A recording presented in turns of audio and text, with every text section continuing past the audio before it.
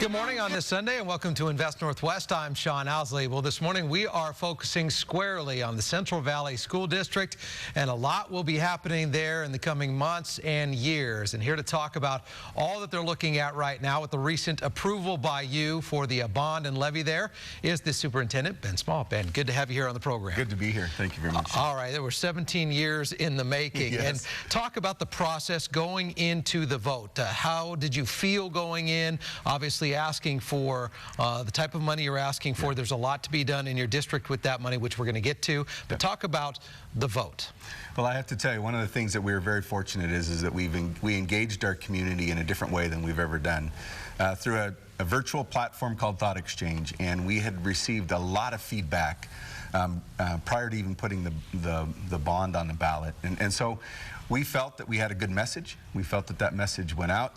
But I have to tell you, when February 10th came around, it is nerve-wracking, and nerve-wracking not because of the vote necessarily, but because of the nature and the critical nature that this was for our school district, for our children, for our community. And it was just exhilarating when it passed, and passed with nearly 65%, so we were excited. I think the strength in the numbers stood out to me because there was vocal opposition out there to the bond and levy. It was reported in local and regional media, but the voters came out, and once you get into that 60%, that's pretty strong support, is it not? Yes, it is, and we really felt good about that. And now it's with a strong support, what we have to do is make sure we're delivering on our promise. Right. We have to deliver schools that are practical, functional, that last for 30 to 40 years, that really do meet the needs of our learners, that can be flexible yet still have the specifics in them that make and meet today's learners and in the future.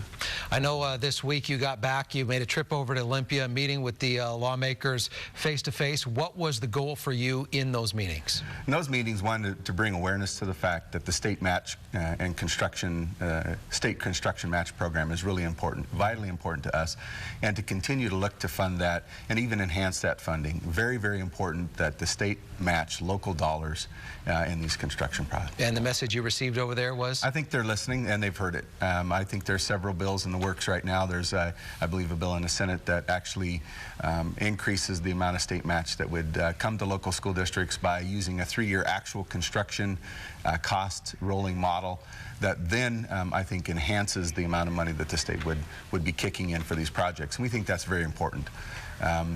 As we move forward. I talked to several people that was very close to the bond and levy issue, and you could almost sense an exhale. It's done. It's approved. The voters say yes. The bond alone was $121.9 million construction bond. How is that money going to be put to work? Well, you know, the thing that's really nice is that 121.9 will bring 58.1 million from the state. That will be $180 million of construction projects that will be completed in the Central Valley School District by 2018. We've got a very aggressive schedule. We have great teams put together already. And so what we'll see is the first project will start in April. First project will be the renovation of the former Yokes building that will house our early learning programs and Barker High School. Then we start at Evergreen Middle School, which is a renovation and expansion. Then you've got Green Acres Elementary School, Chester Elementary School, again, renovation and expansion.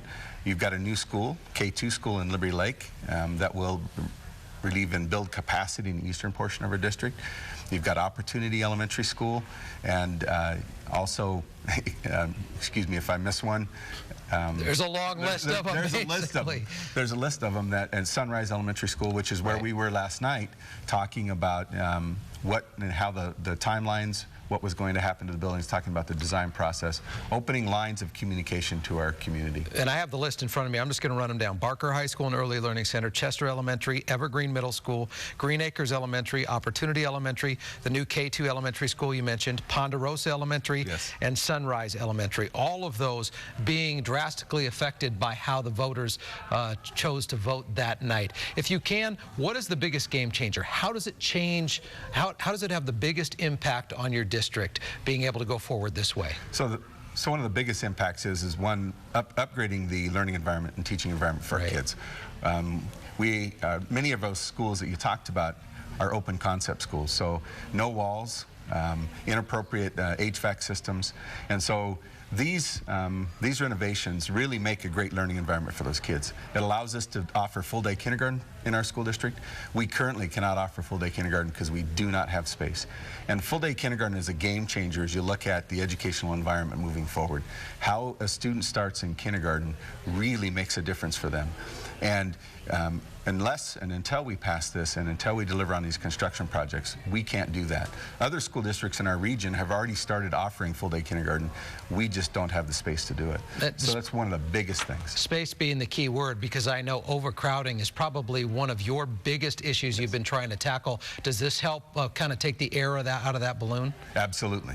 And at the same time, we know that we're growing and that this gives us the capacity to get to about 2022.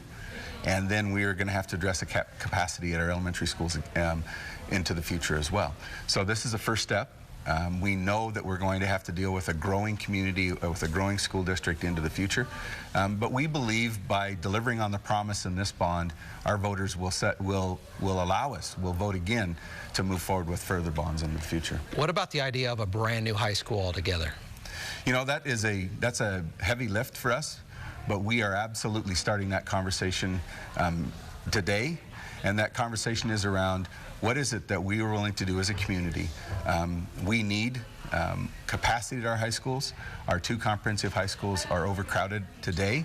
We'll be at about 4,800 high school students by the year 2022. That would mean, if you look at that, 2,400 students per high school that are built for 1,500 students. And so what we have to do is answer and engage with our community and talk with them about what is the appropriate solution. We believe, and we've heard through a lot of the things that we've talked to our community about, that the third high school is very appropriate for us. But we're going to engage that conversation again. We're going to make sure that people are on board, that people know the importance of a third high school in our district, and we'll move forward with that. We have money for planning in this bond for our third high school, which would be to establish educational specifications, give that blueprint for our architects to design to as we move forward. Do you have an idea on location where that would be? Absolutely. We have 50 acres that is on 16th and Henry in the valley, overlooks the Salties Flats, and that's where we've actually had that since 1980, that property. And so now we're getting closer and closer to delivering on that opportunity for a third high school in our district. Ben, you talked about the importance of engaging the community and having an open conversation about what's the right plan going forward and how to most effectively use this money that has been approved by the voter. If you can, you have Let's Talk construction events. You've had some. There are more planned basically through the 31st of this month. Talk about the goal and what you want to take away from those and how those work. Well, the first thing is it is an opportunity for us to share information that we know. We don't want to speculate. We don't want to put things out there that we're not sure of yet. But that what we know today about construction, we want to share, and we do that. We take questions from our parents, our community, our neighbors around our schools so that we know what they're thinking. And then we start this notion of how do we connect with you? You want to do that through email?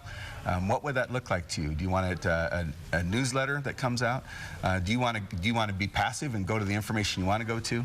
So that's what we're looking at through those meetings, and then making sure that our community understands the expectations we have of ourselves as a district, and knowing the expectations we have of our community. You know, every one of these schools is in the middle of a neighborhood. And that means neighbors around those schools. It's really important for us to connect with those neighbors.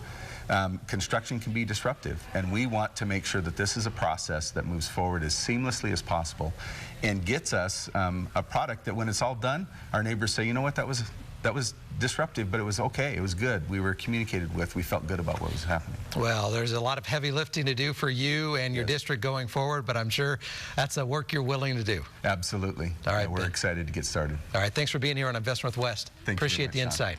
We're taking a break on this Sunday morning. You're watching Invest Northwest. We're back in a minute.